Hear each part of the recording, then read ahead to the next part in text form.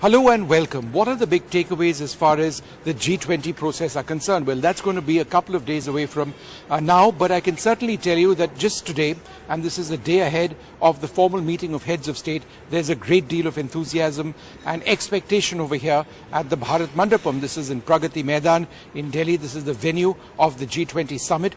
There are some important takeaways, and I think what we'd like to do over the next 10 or 15 odd minutes is talk to a group of NDTV correspondents who've been covering various aspects of the developments today. I'm joined now by my colleagues Vasudha, Parmeshwar and Neeta. Neeta has been looking at security. Parmeshwar has been looking at various international reactions and a little bit more about what the Mandapam itself looks like, what this gigantic media center looks like. And Vasudha has been looking with me at some of the key policy issues. Vasudha, I think for me, one of the big takeaways, and let's hope it is that, is the G20 Sherpa indicating that there is a draft agreement which is almost done. Almost is the operative word. Yes, of course. Mr. Kant sounded quite optimistic, and I think the key point here is he clearly said that multilateral discussions and platforms are different from bilateral issues and platforms. So, countries behave very differently, and multilateral issues, he made it very clear that are more challenging because every country has a veto and has a right to vote again. So consensus needs to be built on every issue. So I like the fact that they set the context and they set the tone for the next 2 days. I think that I think was very important because they said the attempt was clearly to depoliticize and to take the attention away from the Ukraine-Russia conflict and make it all about accelerating SDGs or, of course, the question that you asked on digital public infrastructure and, of course, women-led development and other issues which are core and basically making it clear that this is going to be about Global South and the countries that are not even part of G20 whose voices are going to be heard. We'll talk about all of those points, but I think it is important for our viewers, and you'd agree with me, that Mr. Kant also said that, hang on, the leaders still need to sign the draft declaration and then it becomes the Delhi declaration. It is still an achievement to get this far. I think that's important because there are huge differences. Neeta, you've been looking at security. This sort of security deployment can get fairly nightmarish, but it's been fairly seamless, fingers crossed so far. But it's been huge, not just for this location, but all of Delhi. Absolutely. As far as bandobast is concerned, Vishnu, Delhi police is known to do its bandobast fairly well, whether it's January 26th or August 15th. But this time 20 world leaders are here in Delhi together. So that is why the bandobast is huge. The US president himself is coming. So when he is about to land, what we are being told by the Ministry of Defense that airspace is going to be shut. It is going to be a no flying zone. No airplane can take off or even come down. It is going for next 1.5 hours, it's going to be no flying zone. Apart from him also, other dignitaries are also traveling, so all of them are landing at Technical Airport. Arrangements have been made in 30 hotels, all across town. These are the hotels where all these VVIPs are going to stay. We have witnessed in previous G20 conferences also, data has been breached. So that is the biggest concern for the government because we are also pushing forward the Digital India agenda. So, this area where we are coming from right now is being looked after by computer emergency response teams and the rest of Delhi is being looked after by the Ministry of Home Affairs cyber unit. There's a strict advisory to all the hotels to, in fact, the special squads have also been placed in these hotels to keep a check on these Wi-Fi routers and their strong passwords, etc., etc., etc. As far as the bandobast is concerned, Delhi police says that about 130,000 people are manning the streets, but they are trying to make life easier for even the common man. But as far as even the agenda is concerned, when I was speaking to the Minister of State of PMO, Mr. Jitendra Singh, his main agenda was that India is also pushing forward the 9-point bit about the economic offenders. Because when there was a conference in Kolkata, that time he said that, even the worldwide people are ready to take action against the economic offenders, but the laws there prohibit. So India is now trying to push that there should be a definitive definition of an economic offender and asset recovery, about 19. And so that you expect to come up hopefully in some way, shape or form. Parmeshwar, you've been walking around this place while the rest of us have been working very hard. If that's what you like to believe, Vishnu, sure. But tell us a little bit about this gigantic area that we actually see over here. So Vishnu, we're currently frankly, Vasudha, you and I, Neeta, I have been covering this sort of thing for decades. I have never seen anything like this, and this is just one floor. Parmeshwar starts a career with seeing something as big, right up off the top, right? We've been used to tiny little dingy rooms, which are called media enclosures. This is anything but that. I consider myself totally blessed. But currently, 3,000 journalists, not just from the global south, the world over, have touched down in New Delhi. New Delhi's diplomatic role continues. But where we are currently is the International Media Centre's bottom floor. There's another floor on top as well.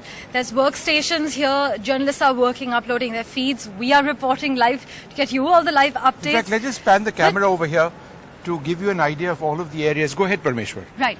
So while there are workstations for 3,000 journalists that New Delhi is expecting to host over the next today, tomorrow and day after, there's also leisure centers here, workspaces.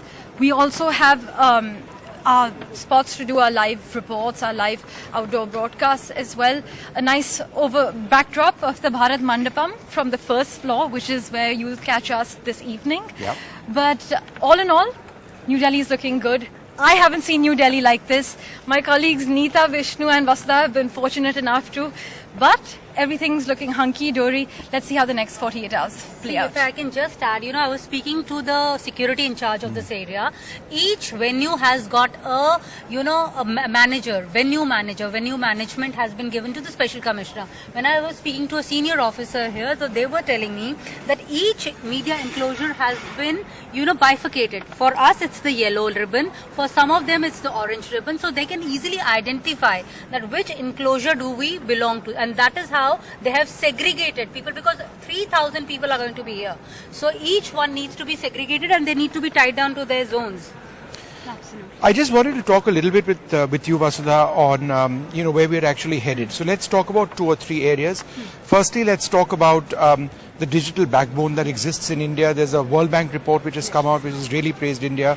What exactly did the government say about this today?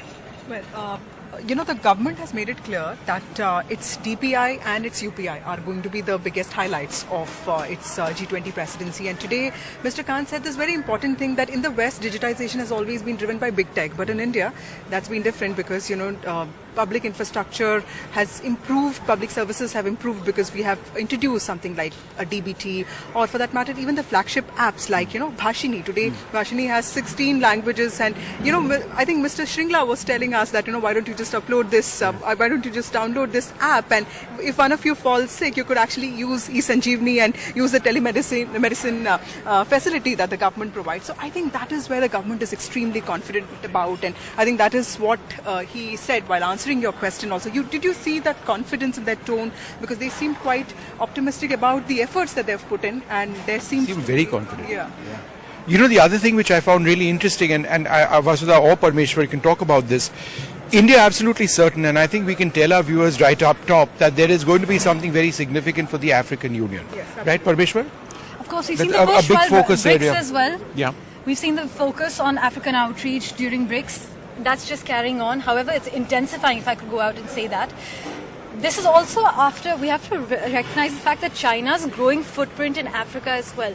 Yes. That's not something that's new. That's Which is playing huge out and significant. for years. And India now, in a sense, trying to counter that In fact, proactively. Just a little tiny detail I'd like to add there, Yeah. Vishnu. Just to kind of measure China's growing footprint in Africa, little villages, rural villages, have road signs in Mandarin. Right. So that's the kind of footprint we're looking at. It just didn't start yesterday. Yeah. It hasn't started the day before. Yeah. It's been in the works for a while now. Yeah. It was interesting when I spoke to the spokesperson of the president of Nigeria. I spoke to the Tanzanian ambassador as well.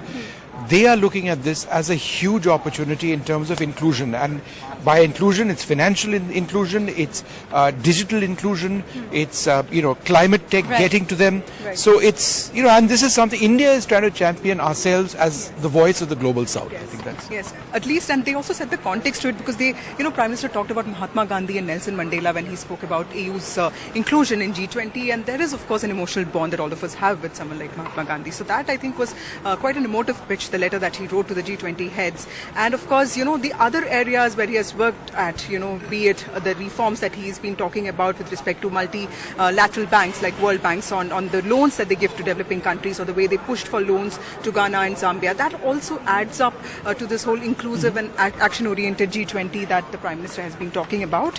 I think that even with this DBT and DPI, it was very clear because Bill Gates, lauded it, and of course we saw German Minister Volker Wissing also going around talking to vendors and looking at how they are using UPI. So there's a context, and they've really prepared well to get the world to also accept what a big achievement this is. No, absolutely. So lots of points over there. I think, Parmeshwar, let's talk a little bit about the entire bilateral process, which is also taking place. So the US President over here, the Prime Minister has also had a meeting with the Bangladeshi Prime Minister, the Mauritian Prime Minister as well. Well, let's talk about America, because their National Security Advisor actually said that there are key deliverables. And I think what America wants India to deliver on now are what both leaders agreed upon in Washington. Absolutely. And they're only getting closer, but India's also precariously walking a tightrope as far as not being considered anti-West. Right. Considering the different cliques that India is part of, whether it's BRICS, whether it's ASEAN, or now the G20 with 90, the wealthiest countries, 19 of them, the heads of state descending onto New Delhi. It is a big moment for India. However, for us, the headline seems to be the presence of Joe Biden touching down in New Delhi. Now, besides the MQ-9 Reapers, the jet engine deal, whether it's students, education, 5G and 6G 5G tech. and 6G tech, absolutely, like you mentioned. There's a lot on the works as far as US and India are concerned. My sense is that America really wants India to now deliver on these. There's been a lot in terms of agreement. Also interesting that the Prime Minister is meeting the President in his house. And also the other leaders in his house. But we still don't know if there is going to be a big takeaway from the bilateral. I mean, they'll be talking about it. America will be pushing hard their deals, but India will obviously need to decide. Of course, the nuclear deal, of course, Yeah, India's position in small that. nuclear reactors. Yes, and semiconductors, Right, we've already, that deal has seen, it's seen very fast movement because, the factory has been put in place, the MOUs have been signed, and we're really big on semiconductors now, and Prime Minister has been speaking about this global supply chain issues. So all of these geopolitical issues have also combined with trade, and I think that will be, like Parmeshwar said, will be the most interesting aspect of what is the biggest takeaway from the US-India bilateral meeting. Well, there you have it, a snapshot, a look at various aspects of what G20 is all about.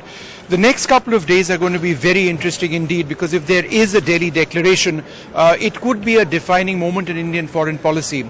Now, we don't know whether that's necessarily going to happen, but I think it is a big step forward in that there is likely a draft which has almost been written. That has to be presented to leaders. Will China be a stumbling block? Will the issue of Russia and Ukraine be a stumbling block? We don't know, but there is a strong effort and a strong push by India to get it through. From all of us over here, our producer Mir and our camera person Azam and Pooja, this is Vishnu Shom for NDTV.